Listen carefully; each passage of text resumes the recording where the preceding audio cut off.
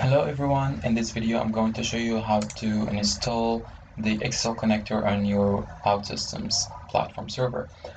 First of all, you need to go to Exasol downloads and download the ado.net driver by clicking here.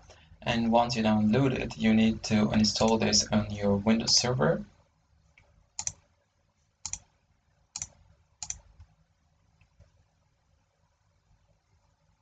After installing this ado.net driver from Exasol, you need to download the Exasol database provider, which is the connector, by going to this URL.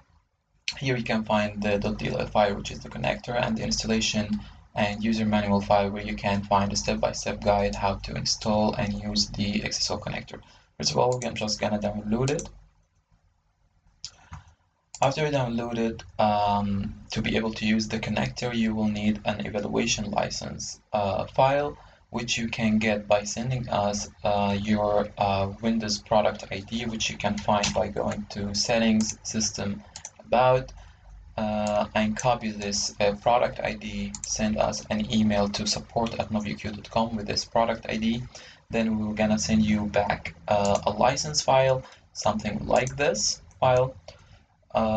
Now next step, you need to stop the services of OutSystems, but before doing that, make sure that you have saved or published all the work you have been doing on this environment to prevent losing any data or any work that's not finished yet. So we're gonna go ahead and stop these 4 services, and also we're gonna stop the IIS services. Now, after stopping the services, we have the .dll file, which is the connector, and the license file. We're gonna copy them to where OutSystem is installed. By default, it is in Program Files, OutSystems Platform Server. We're gonna go to Plugins, Database, and we're gonna copy them here. Of course, I'm getting this because I have one already there.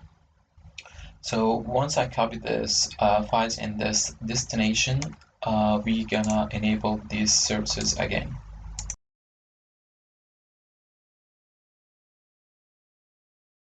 Once you have all the services up and running again, we go back to Platform Server and run the configuration tool.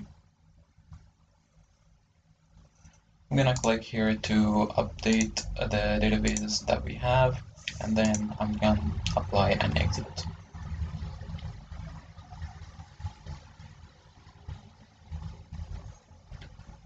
Yes.